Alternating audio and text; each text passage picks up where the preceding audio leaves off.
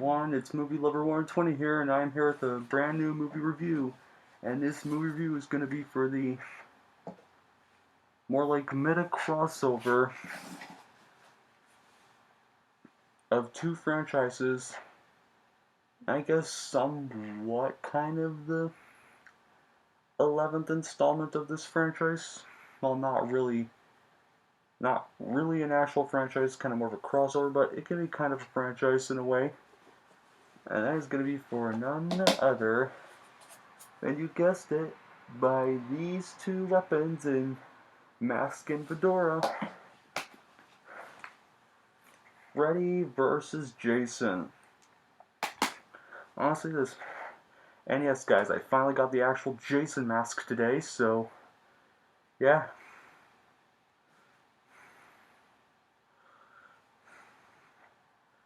So yeah, store. But anyway, that being said, we all remember when everyone saw Jason Goes to Hell, and Freddy's glove popped out of the dirt, dragged Jason's mask down to hell with him.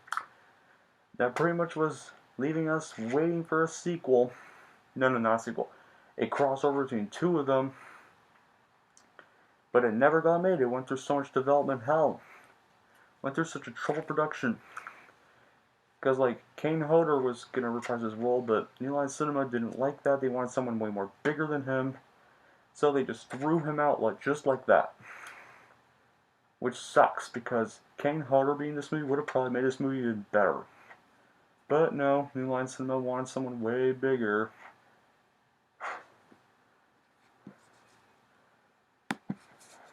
And so, after so much hell went through, this movie finally got released on August 15th, 2003. And what did people think about it? Well, people were a little more mixed. There were fans such as I, who loved this movie.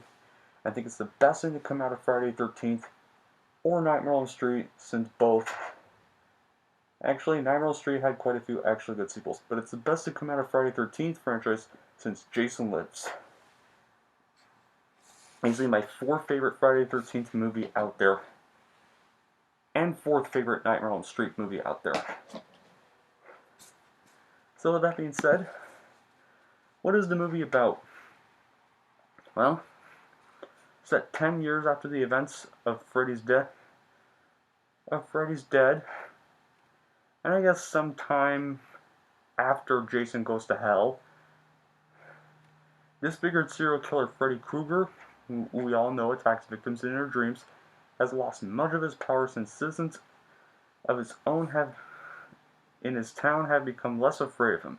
Enlisting the help of fellow violent murderer Jason Voorhees, now played by Ken Kersinger, Freddy orchestrates a new killing spree. However, when a hockey mask-wearing psychopath won't stop chopping up Freddy's intended victims, the two girls start to battle each other to see who gets to stand and who gets to die. So, we all know the trailer tagline would say best: place your bets. Yeah.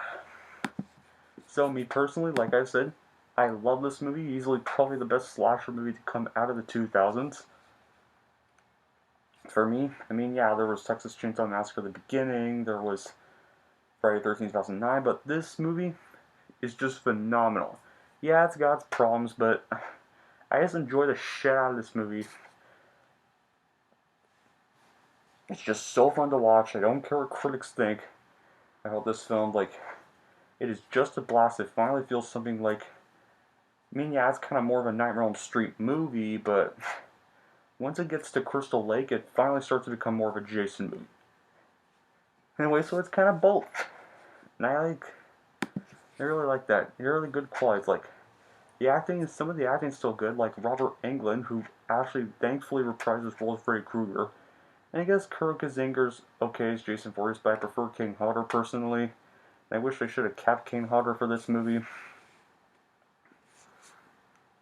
There's some funny moments here and there, like with Freddy Krueger messing around with Jason when they're finally fighting it out, and he's like basically torturing like this pinball machine and stuff, and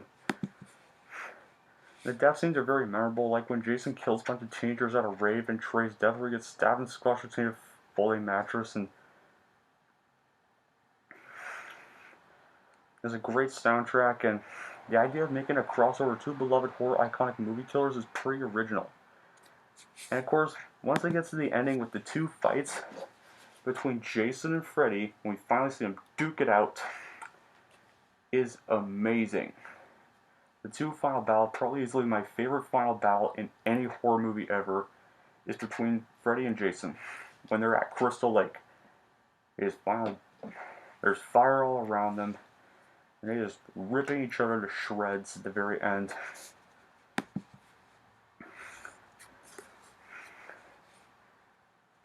And stuff, and like, and you get to see how Jason drowned in that lake. You know how Jason drowned? Like, some kids were bullying him and terrorizing him. They chased him to his dock, and he just let him fall into the water, and that's how Jason Voorhees drowned. And yeah, the counselors were not paying attention because they were too busy having sex in the woods. So there you go. Now we knew how Jason fell into that water in the first place.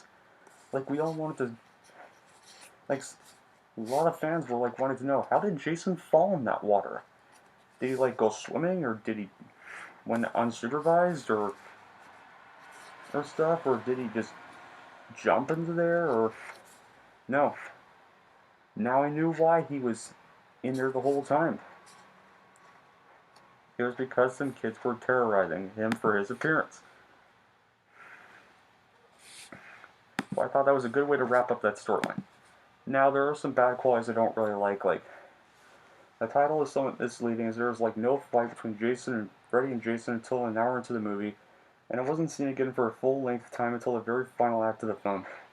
The film's plot mostly consists of Freddy taunting the main characters. Like, the woman who plays Pamela Voorhees, Paul Shaw, looks nothing like the Pamela in the original because, well, then again, that's because Betsy Palmer refused to reprise the role due to being offered a low salary, and Pamela in this one kind of looks elderly, has silver-length white hair, red sweater, and very wrinkly, while the one in the original has short brown hair, light blue sweater, and is middle-aged. Also, Jason is like shown drowning while fully clothed in the movie, but even though in the original 1980 film he's shown to be drowning while wearing only his swimming trunks and is shirtless.